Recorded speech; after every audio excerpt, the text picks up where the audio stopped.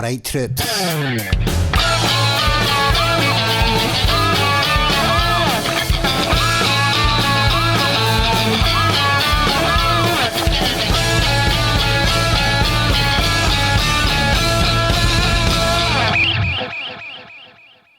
Keira, a pleasure to have you on the show. How are you keeping? I'm good, thank you. Good, good.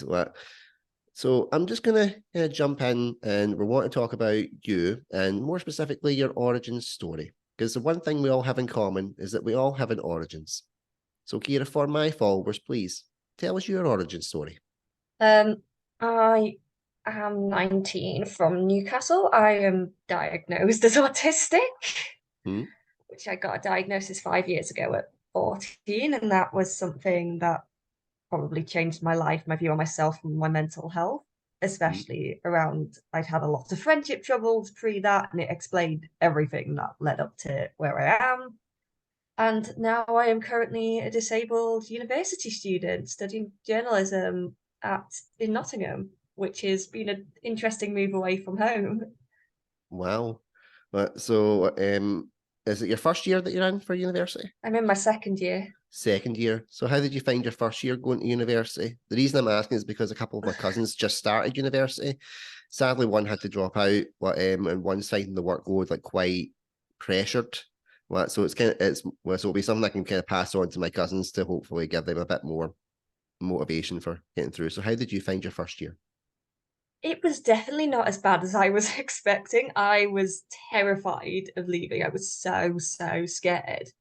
And I think it's once I got my own room and went, wow, I can be independent Mhm. and I can actually make food and I can live by myself. And I think my thing is I had probably the worst draw of flatmates you could ever have. I had horrific flatmates, which probably made the rest of my course so much easier because where I was living was not the best. But it's Mm, like I enjoyed what I was doing, and that gave me enough strength to get through the difficult bits. mm. Right, well, But one I thing had I've a got. lot of support from home as well. Yeah, obviously, for anybody that is wondering how Keira and I know each other, I used to work with her mother in the financial sector, because obviously I now do this full time, self employed. I'd met Keira's mum, Jo. Jo, I know you're watching, so hello.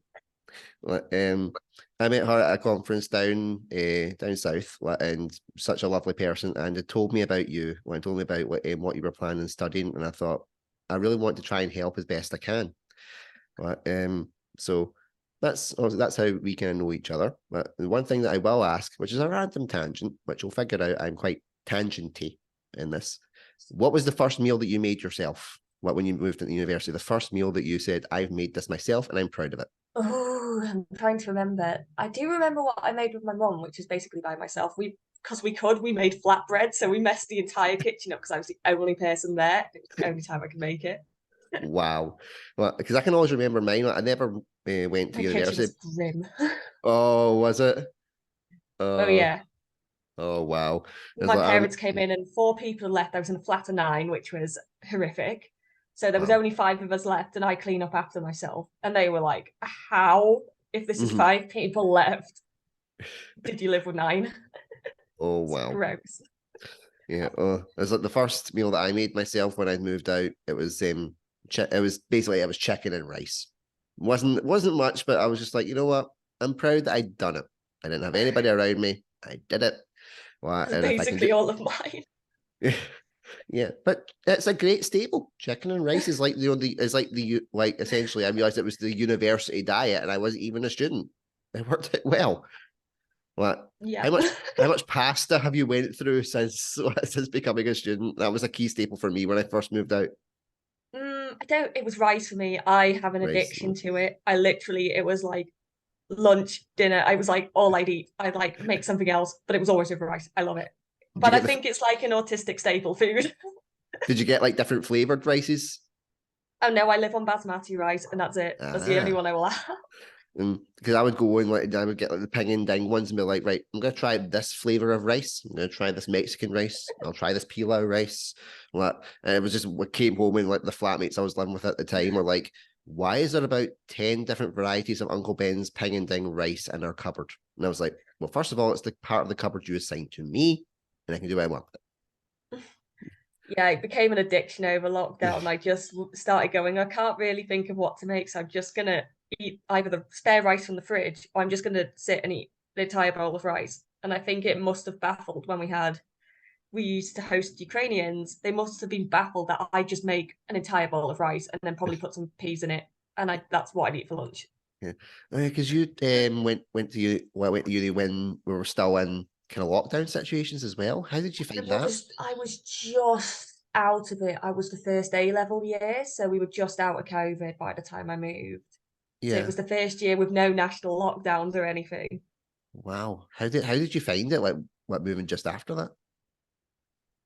I think it was probably nice to get away after everything's been locked down and to actually be able to move where I can get out and go into shops and not have to worry about Hmm. much going on. And I just had to worry about freshers flu, which probably is no way as bad as COVID. Hmm. It's So still a luckily it all thing. calmed down.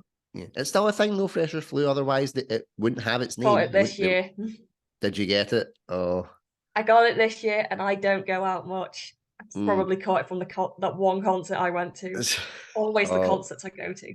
Yeah, because they always talk about like the freshers week in what for university students. Like, and what did you partake in that, or were you more reserved in doing it? No, I never partake. I hate going out. It's too loud. I get tired too easily, and I'm like Mm. about 10:30. I need to go home.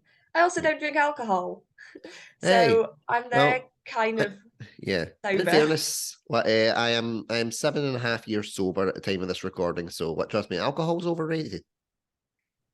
Yeah, Uh, s- absolutely. yeah. But when at So uni life, everything revolves around alcohol. it I really tried to do does. I tried to do the bar crawl last year and tried to do it completely sober, and then everyone else was friends and it was me, and I left at 10:15 because I was bored and I didn't Yeah. like the clubs. Yeah, my friends would always know when it was if we went out for our guys' nights, they would know when it was 11:30 because they would just see me yawn. Well, they were like, it's always at 11:30 when we are out. You have the first yawn, and that's when we know we're getting close to that point where you're getting ready to go. I'm out. And I was like, well, I don't like. I'm the same. I'm the kind of same way. I don't like being out at clubs and things. It's too I'm a loud. It's coffee too. shop person. Yes, right. What specific coffee shop? I've got to know. Oh, I'll have to admit, it's the cat cafe. I Ah, live there. see, I would love to go there, but I'm allergic to cats. Uh, We do have a cat at my wife's house, and I lived with a cat for well, that was 9 years, and they're like, "How did you cope? Because you're allergic to cats?" It's like I take antihistamines every day because I love my wife, ergo I love the cat, and it was a case of if she didn't come with the cat, she wouldn't move in with me. So I was like taking one pill a day so I can have the love of my life. And then I grew to love the cat. I love the cat. I So love cats. yes, I've got to ask, Everyone who knows me knows I have an absolute addiction to cats. what is your favorite breed of cat? I've got to ask.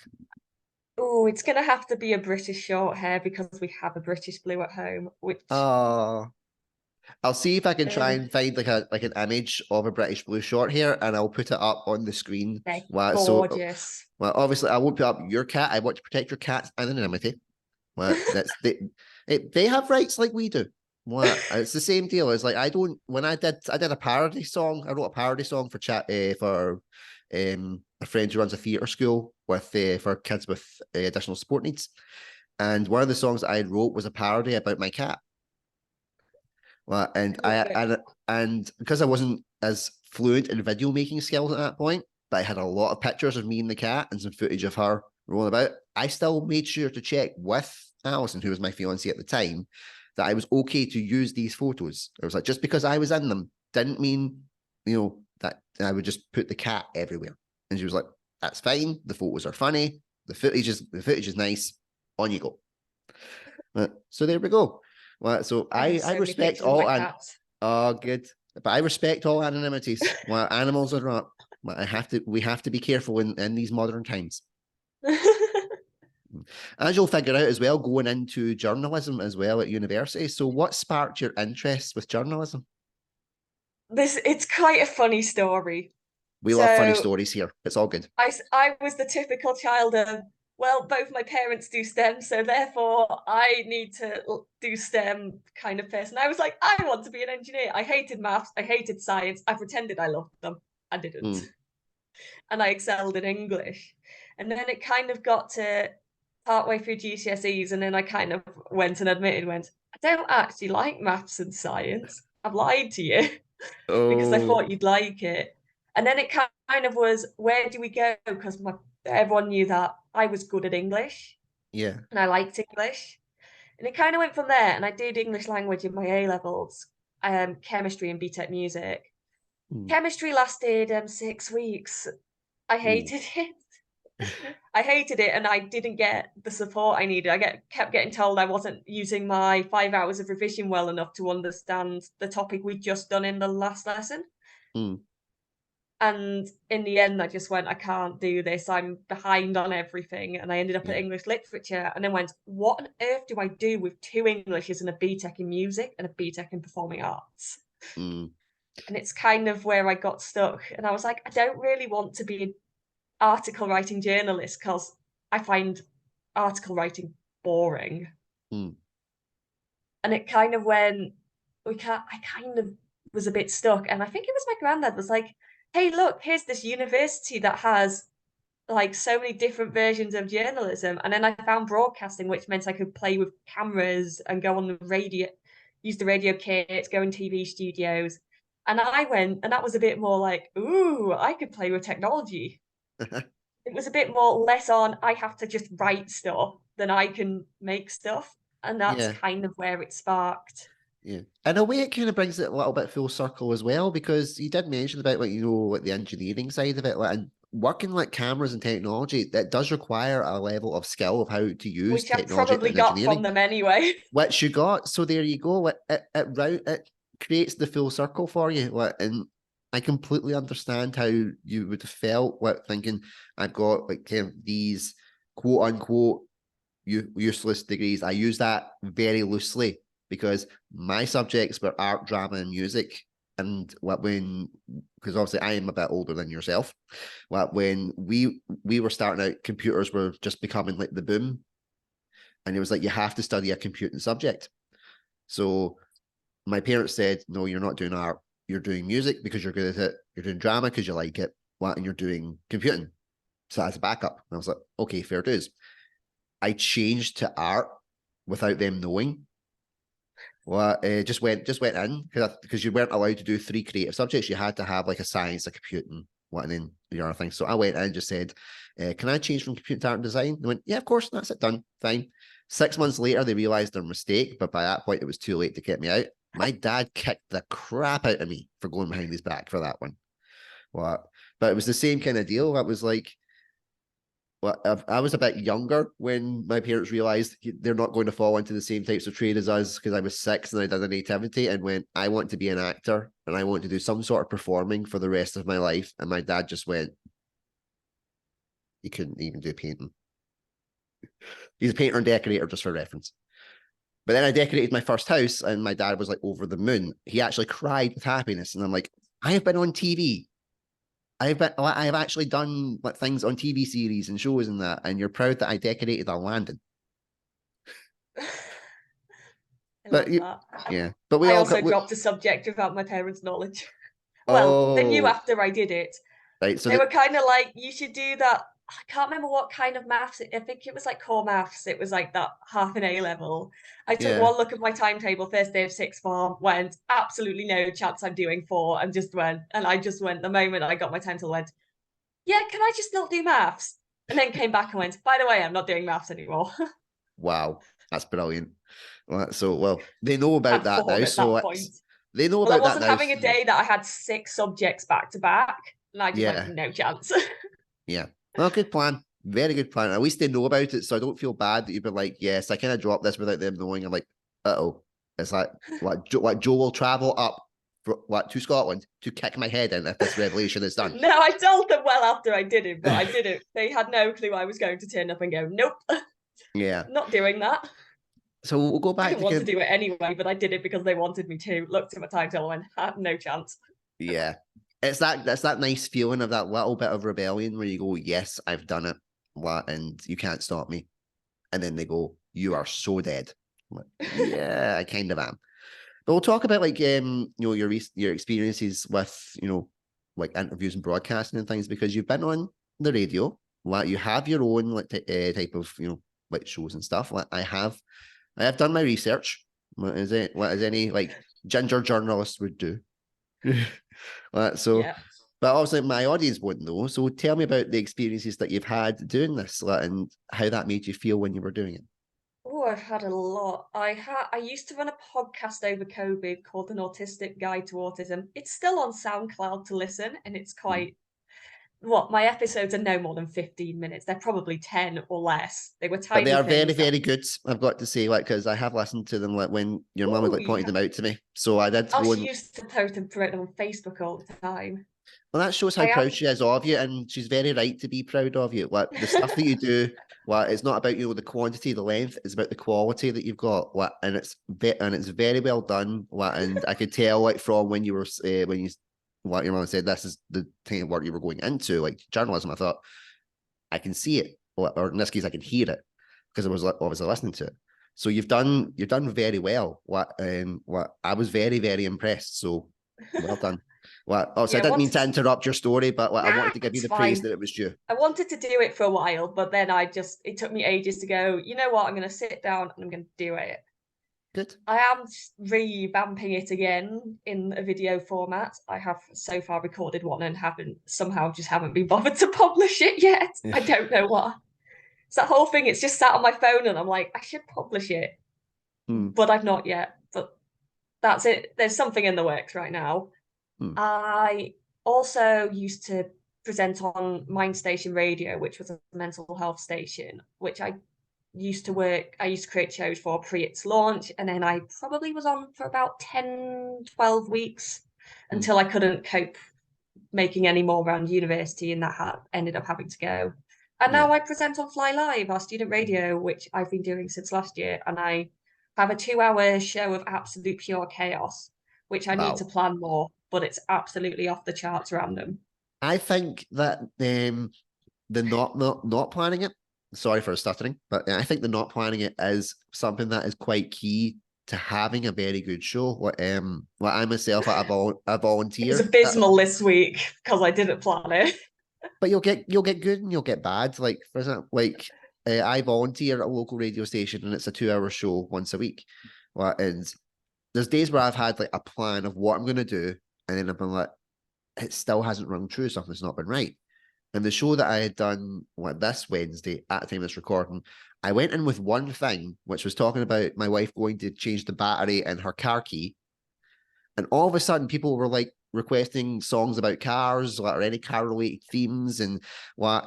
And it was one of the best shows that I'd done because there was so much chaos around it. I was like, I am totally out of my comfort zone here. What the hell am I doing? So someone's messaging going, can you find this? Or oh, I love this song that has a car theme related to it. This was in the film Cars. Can you find this for my partner? And I'm like, okay, what? So I love sometimes, that. yeah. You So get more I do get, interaction than mine gets. yeah, I have but 3 listeners: my mom, my dad, and my boyfriend, well, in and then fairness, maybe a few other people. So sometimes you basically, don't I just know. run game shows and they all message me on WhatsApp. Sometimes you don't know like who is listening though. Like for and again, example like my mum, I know that she listens every couple of hours, and her boss had heard her laughing at one of the shows, and she's like, "What are you listening to?" Because mum was like, she was doing her appointments. Like, she works for the NHS. And she's like, "Oh, my youngest has got a radio show," and they're like, "Well, can you get it on the radio?" It's it's digital. It's on the computer. It's like, "Oh, put it on." So they listened to it that week. And then the following week, so the one that I'd just done there, my mom's boss said to her, right, don't put your headphones down. Let's get a computer and put it on because it's better than half the expletive that is on the mainstream media right now. Well, so my mom phoned me and told me that, and it just had that wee glow because I was like, oh. It's like if it was my mom, it would have been like fair dues, but her boss said, let's listen to your son's show over listening to Capital Radio. And I was like, vindication. Honestly, mine is wild. I have a tarot card reading app, and I just do random tarot card readings. And that one Oh, app with wow. have one with the world's most complicated horoscope, and the whole game is, can we work out what on earth it means this week? Which is normally no. Oh, But that it's is been a running brilliant. theme for the past year of, can we work out what my horoscope is for once based on this really complicated app? Wow. And It's like, you'd never understand. yeah, but that is something like that that can be so random one day and it becomes a staple of your show. Like the whole thing with Alison went and talk about her car key. I'd start talking about the things that I know is, what my wife's doing, what she's been up to, because, she's my wife. I love her. Oh, I have a whole bit of a roundup of what I've done in my week, which Yeah. sometimes is just a rant about how much I hate reading essays. Well, in It fairness, always ends off. that's something that I think would get a lot of attention. Like if you just said to your fellow students, like, I hate reading essays. Yes, very true. Yep, I've had a whole conversation of people falling asleep in libraries reading them on Yeah. group chat. Well, I it's call it something. word soup. That's a That's great me. title. That's a great title. But it was the same deal. Like I'd be talking about things that my wife was doing like over the week or whatever. What, and that just became a regular thing. So one day I was we and Alison and the boys were playing with balloons. We were just batting balloons back and forth. And Alison was like, "I wonder if you could find some songs related to balloons." And I went, "So this is something that my wife wants." So that segment is now called "What the Wife Wants." What? Because I was like, my wife asked me to find something related to balloons because we were playing a balloon game with our kids. So I'm putting on 99 red balloons for you. What? And I did Love that that. song. Yes, an absolutely brilliant song. And that's how that segment came about because I was like, what's something that my wife's doing this week that I can find something related to it? And in this case, it was, around her car. And that was that. So my wife is now going, oh my God, there must be some sort of ogre where you're going, like, and playing something because you think it's going to make your wife happy. I'm like, no, it's just something that's happened organically and people like it. So I'm going to keep doing it. It's like, if I'm ticked off at you, I will mention you by name. But if it's the wife, you're okay. You have anonymity. No, I've had a whole range of game shows in the past. We had Here's a Song, but someone else has covered it. What's the song? Oh, interesting. I did like that one. I've had some really silly covers. It's because there's a few covers I really like. Right. And then What would you say was I just your started best getting, cover? I mean, there's one that's really annoying me. Oh, it's Living La Vida Loca. I think it's the Toy Dolls that do it with the kazoos. It's Oh, hilarious. wow. Otherwise, it's Avatar, which is like one of my favorite bands of all time. Covered they have one cover, and it was Something in the Way by Nirvana, and I love that. I love the cover bit too much. Ah, very And interesting. currently, it's now here's three news stories. Two of them are real. One of them is fake, based on a real story. Ah, so it's like a We've little had some silly ones. They're hilarious. Some of the stories I found. yeah, so it's a little spin on like the Two Truths and a Lie game that you would do in like Yeah, performing which I arts. realised I probably plagiarised from every news station and podcast in existence. I've heard so many variations of it, but I No, was like, I'm going to do it myself because it's funny. it's not plagiarizing; it's inspiration. Well, because that's True, I something do that find my own stories.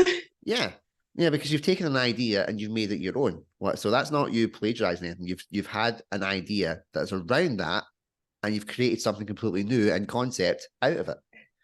That's what something that I always say, like when people ask me about like my media stuff, and they go, "Can't you get in trouble for talking about Thomas the Tank Engine?" Because one of my channels is about Thomas the Tank, and but I'm like, no, it's not because I do reviews of episodes, I do top 10 lists, I do ranking lists, I do personal opinion pieces on episodes that I either like or don't like, engines that I think, why do people like you? Because I think you're a bit of a prick. So it's inspired content but I love from an that. established franchise. I love that. There you go. I've There's always wanted to do that, but I'm there being like, but can I be bothered to go out of my way and do all of this editing? yeah. I No think one will probably watch it because it's such a niche interest. yeah, you would think that though, but what niches are there for a reason. Everybody has their interests. What because I always wanted to talk about Thomas, but I felt really kind of alone in my love of it because no one really had that. But the internet's a brilliant thing. I went I went on and I found a huge community of adult Thomas fans. And a lot of them did their own content and stuff. And I thought, well, there's nothing really from any Scottish guys. So I'm going to try it and see how I go. And the response So is, cool. yeah. And it's the weirdest thing is, like, you would think a show like this, like a mental health show, would be like the kind of like the main thing. And it's got its followers, and I am very, very grateful to them before I jump into this. But the Thomas one has less followers, but is at the time of recording the highest grossing channel, because so many people have opinions on it and they'll comment on it and they'll interact with it. And it's like, whereas I do this mainly because I want to help fellow creatives like yourself, and others that have been on, and give them promotion. It's like, if I get something, fair dues. If not, at least I've helped somebody. So, what type of things do you have to study, like in journalism? What did you study in your first year? Ooh, I did stuff about the media and just about what the media is, which was like this was the word soup one. The word soup module that I just sat there and went, yeah, I totally understand. Yeah. I mean, my essay was quite good, and I quoted some of the most random stories about fake news, and just the fact that I remember the boycott Mulan trend on Twitter. So Yeah. I just decided I'm going to write about this random hashtag on Twitter in my essay because I could. Yeah. And it's the one time I would have to reference that I quoted Donald Trump. Wow. In a proper essay, I quoted Donald Trump Well, in fairness, like, I actually did. about fake news. In fairness, I did. It's the most ironic thing, you're quoting about fake news in a legit news No, story.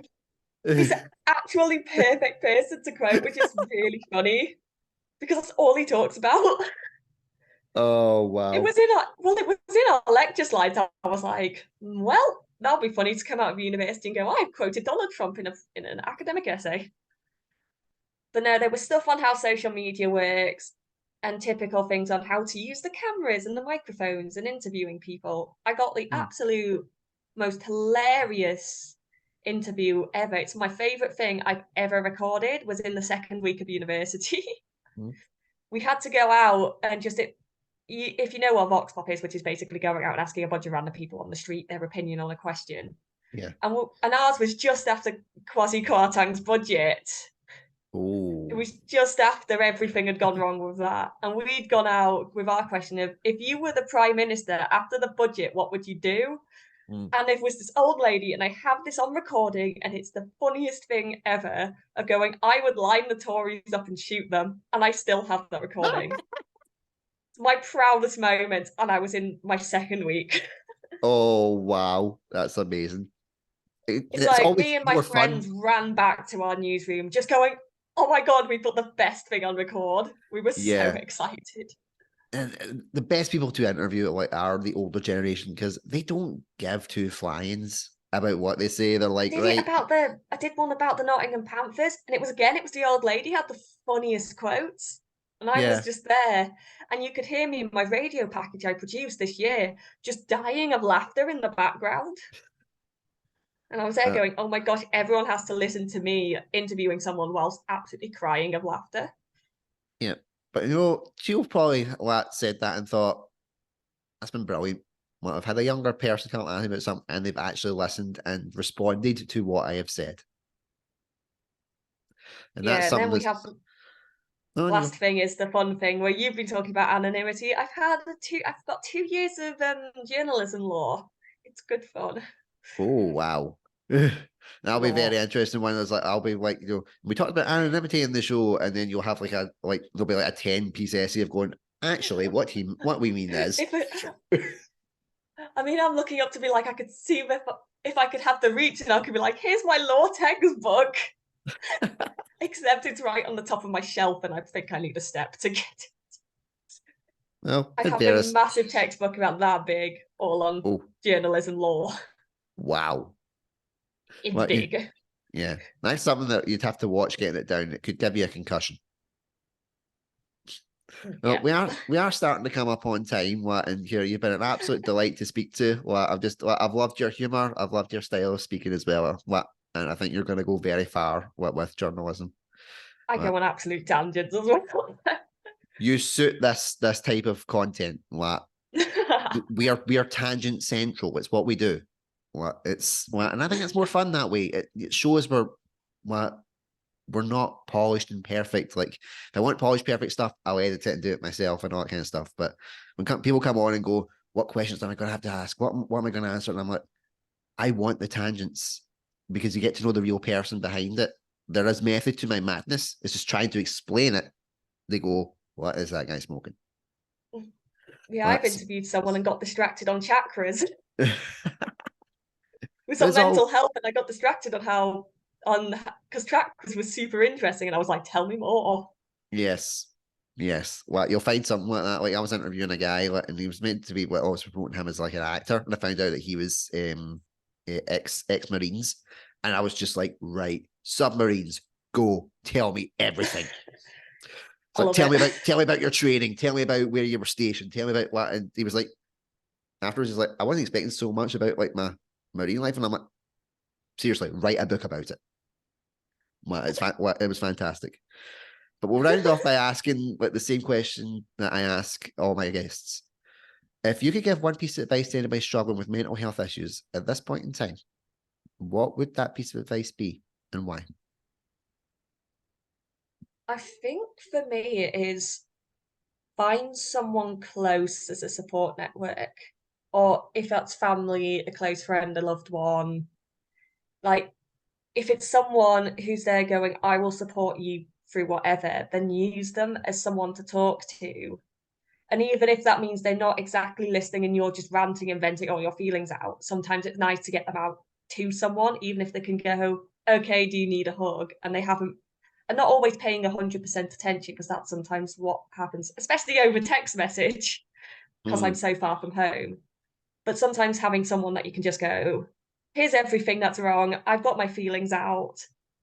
I'm okay now. Don't worry. Can I have a hug? That's kind yeah, of my big thing, is just have someone you can talk to. yeah, definitely. Like, and the can I have a hug thing is something that I always can relate to because I'm a hugging type of person. What I'm when I I want to be. On my terms, I will give you a. yeah yeah. It's like I obviously respect boundaries. I'm not an animal. Well, but it's a case of like, if I am struggling, they go, "Do you need a hug?" And I'm like, yes, what I need, what, because that's something that always makes me feel better.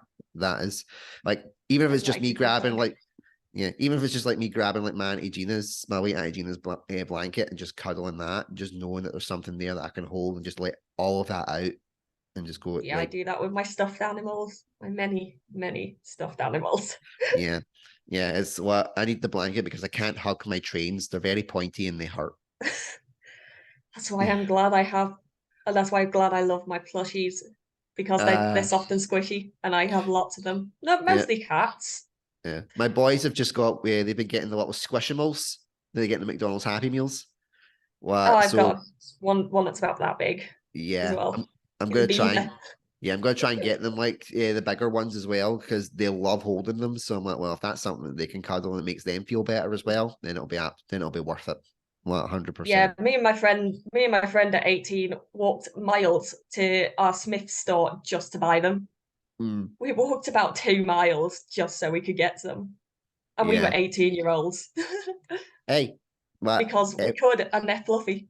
exactly. Everybody has their things. Well, and it's the same deal. Like there's model railway shops that are in like Edinburgh or there's like I've got like my collection of my Thomas like diecast trains that I got when I was a kid, like in the 90s.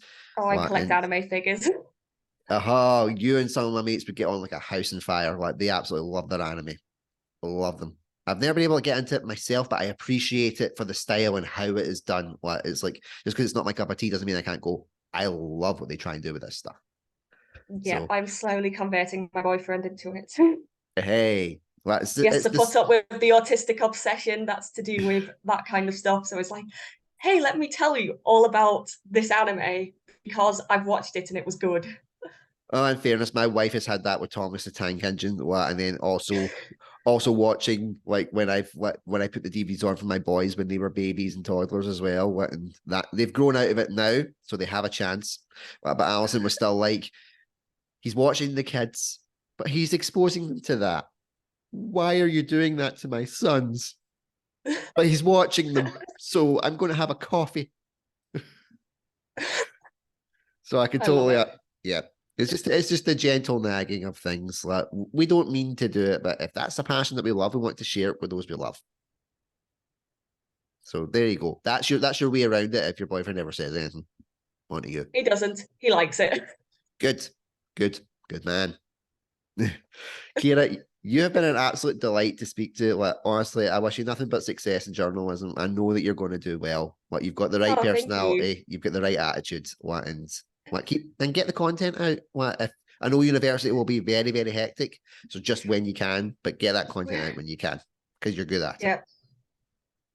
Fingers crossed I'm gonna actually upload the first podcast video at some Well, point. well, when you do, let me know. Well, and I'll give it a little bit of promotion as well. It's just So me sat with my cup of it's literally just me sat with a cup of tea talking everything autism. well, in fairness, it's usually me like just sitting talking about Thomas the Tank Engine. We have our things. If you're passionate about it, the followers will be there. It's all about autism until the end, and I tell you about what tea I'm drinking of the day. Well, there we go. There are On lots of herbal cups of tea. tea. There are lots of cups of tea out there, and they need educated.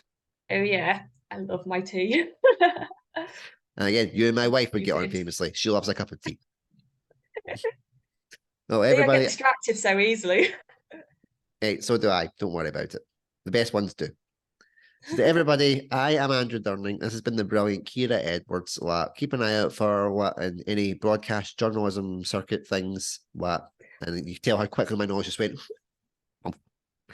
But look out for her. She's a rising star and just a lovely person. Until next time, take care. Oh, thank you. Stay safe. Bye bye.